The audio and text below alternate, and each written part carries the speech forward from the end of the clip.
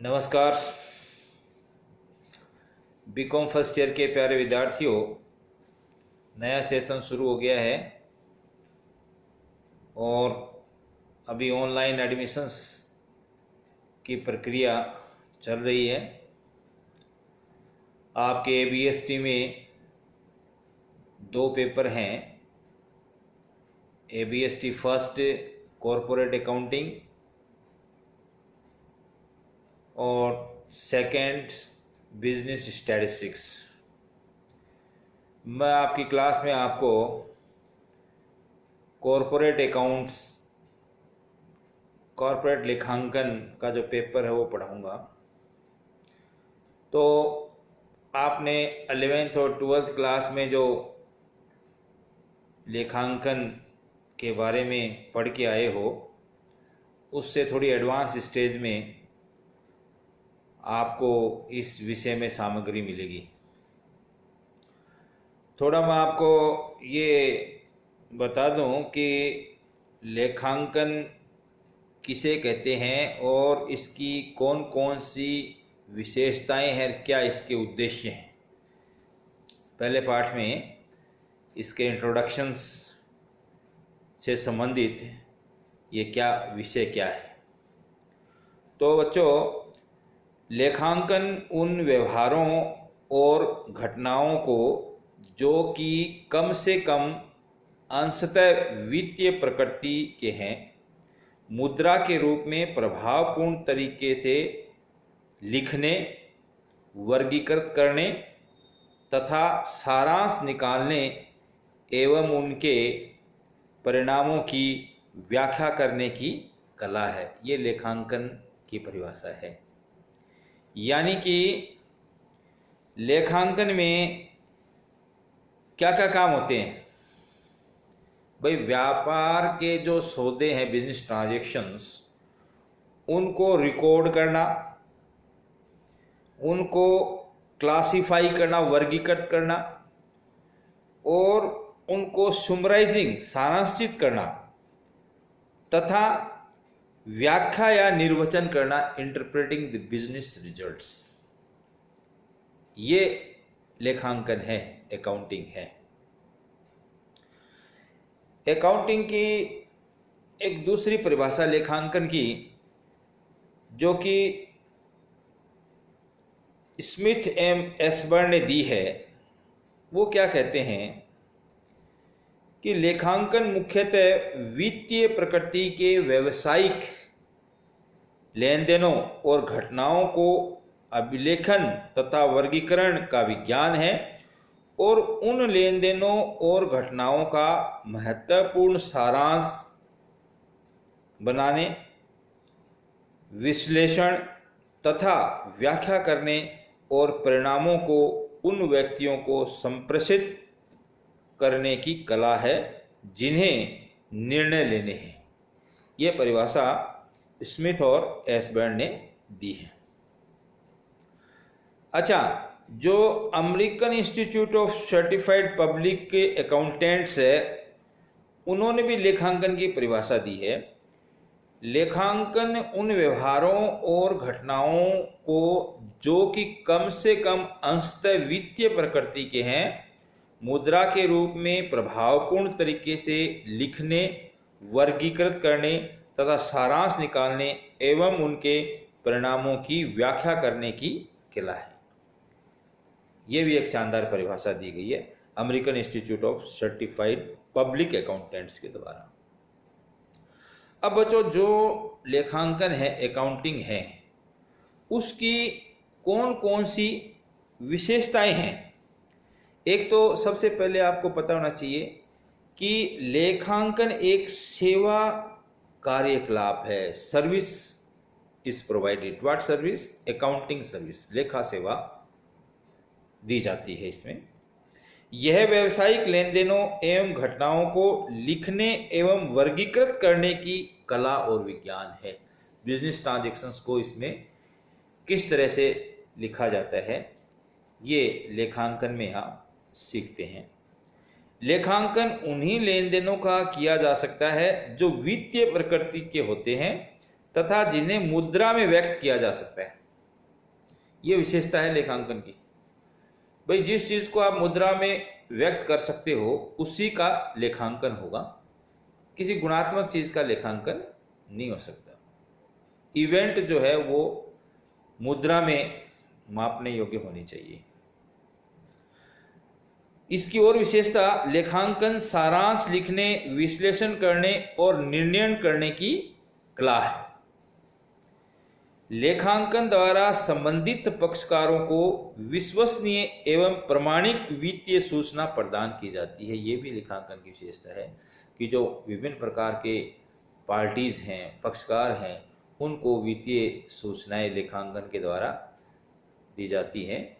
जैसे कर विभाग है, विनियोग करने वाले इन्वेस्टर्स हैं, सरकार है, बहुत से पक्षकार हैं, लोन वगैरह लेने के लिए बैंक वगैरह हैं, जो कंपनी में पैसे लगाते हैं, इन्वेस्ट करते हैं पैसे, उनके लिए उनको सूचनाएं प्रदान की जाती हैं।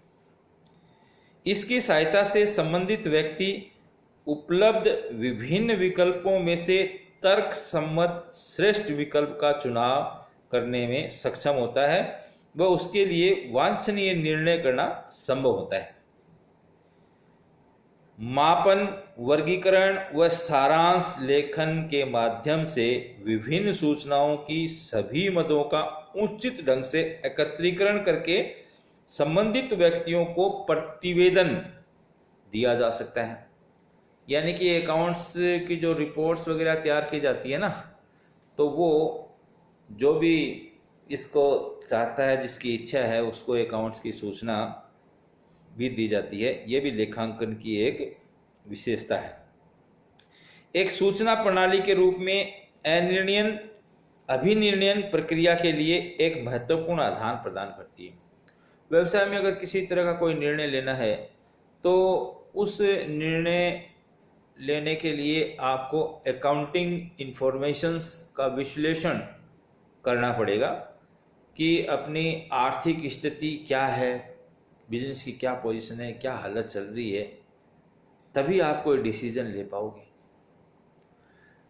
भाई लेबर जो है वह कर्मचारी तनख्वाह बढ़ाने की डिमांड कर रहे हैं, तो आप अपने लेखा अफसरों से देखोगे भी क्या पोजीशन है। अपन को किसी वित्तीय संस्था से लोन लेना है और वो लोन अपन रीपेमेंट कर सकेंगे या नहीं कर सकेंगे, क्या फाइनेंशियल पोजीशन भूतकाल में रही है, अभी क्या चल रही है और आगे क्या होने वाली है, अपन ऋण लेने के योग्य हैं या नहीं हैं। तो ये अकाउंटिंग इंफॉर्मेशन, अकाउंटिंग एनालिसिस आपको आंतरिक रूप से करना पड़ेगा। उसके अलावा यह ज्ञान की एक विशिष्ट शाखा है जिसके माध्यम से आर्थिक क्रियाकलापों को प्रतिरूपित किया जा सकता है। तो लेखांकन की ये आपको जो परिभाषा मैंने बताई, उन परिभाषाओं से इसकी ये विशेषता निकल कर आई है कि लेखांकन क्या है और इसकी कौन कौन सी विशेषताएं हैं। अब परीक्षा में कई बार पूछ लिया जाता है लेखांकन किसे कहते हैं, इसकी विशेषताएं क्या हैं, और दूसरा ये भी पूछा जा सकता है कि इसके उद्देश्य क्या है। भाई पहला इसका उद्देश्य है लेन देनों का लेखा करना, रिकॉर्डिंग द बिजनेस ट्रांजैक्शंस। जो भाई व्यापारी सभी जो व्यवहार हैं, जो लेन देन होता है, क्रय विक्रय, पैसे जमा कराना, बैंक से पैसे लेना, ग्राहकों से पैसे लेना, माल खरीदना, इतने स्थायी संपत्तियां खरीदना, चालू संपत्तियां खरीदना, तो व्यापार के अंदर तो बहुत से ट्रांजैक्शन दिन प्रतिदिन होते रहते हैं। तो एक व्यापारी के लिए याददाश्त तो रह नहीं सकती, उन सबको बिजनेस के अंदर, खाता बहियों के अंदर रिकॉर्ड किया जाएगा। यानी जो भी व्यावसायिक लेन देन है उसका लेखा किया जाएगा। ये इसका पहला उद्देश्य है कि व्यापारिक लेन देनों का लेखा करना। दूसरा उद्देश्य है आर्थिक स्थिति की जानकारी करना। भाई अकाउंटिंग के द्वारा जो साल के अंत में, और चाहे तो अपन 6 माही या तिमाही के आधार पे भी अकाउंट्स बना करके, profit and loss account, balance sheet बना करके ये देख सकते हैं कि भाई व्यापार की स्थिति क्या है, फाइनेंशियल पोजीशन क्या है। तो आर्थिक स्थिति की जानकारी प्राप्त करना ये भी लेखांकन का उद्देश्य है। और कैसे प्राप्त की जा सकती है, इसके फाइनल अकाउंट्स बना करके, लाभानी खाता और बैलेंस शीट बना करके, उससे आर्थिक स्थिति किसी भी कंपनी की आपको पता चल जाती है वर्तमान में क्या आर्थिक स्थिति है। तीसरा उद्देश्य कर संबंधी सूचनाएं तैयार करना। अब आपको पता है कि व्यापारियों को जो है वो सरकार को कर देना होता है, भाई जीएसटी भी देनी पड़ती है, इनकम टैक्स भी देना पड़ता है। तो कितनी जीएसटी देनी पड़ेगी, कितना कर दिया जाएगा, तो इन सब के लिए लेखांकन बहुत अनिवार्य है। उन सबको ये सभी वांछित सूचनाएं दी जाती है जिससे जीएसटी का निर्धारण हो सके, आयकर का निर्धारण हो सके। वित्तीय संस्थाओं के लिए सूचना तैयार करना। अगर कोई फाइनेंशियल इंस्टीट्यूशन है, उससे आप लोन वगैरह लेना चाहते हो, या उस किसी पक्षकार को आप प्रभावित करना चाहते हैं कि आपके यहाँ वो पैसे इन्वेस्ट करे, पूंजी लगाए, तो उसको आपके संस्थान की वित्तीय सूचनाएं चाहिएंगी। तो ये वित्तीय संस्थाओं के लिए सूचना तैयार करना ये भी लेखांकन का एक महत्वपूर्ण उद्देश्य है। व्यवसाय में हित रखने वाले पक्षों को सूचना देना। भाई जो आपका कंपनी का व्यापार है उसमें बहुत से लोग इसमें पक्षकार हैं, जैसे पैसे लगाने वाले मैंने आपको बताया इन्वेस्टर्स हैं, सरकार है, वित्तीय संस्थाएं जिन्होंने आपको लोन दिया है, डिबेंचर होल्डर्स हैं, शेयर होल्डर्स हैं। तो जो भी पक्षकार हैं उनको सूचना देने के लिए इसकी आवश्यकता होती है। तो आज ये अपना एक लेक्चर हुआ कि जिसमें लेखांकन क्या है, इसकी विशेषताएं क्या हैं और इसके कौन कौन से उद्देश्य हैं। Thank you.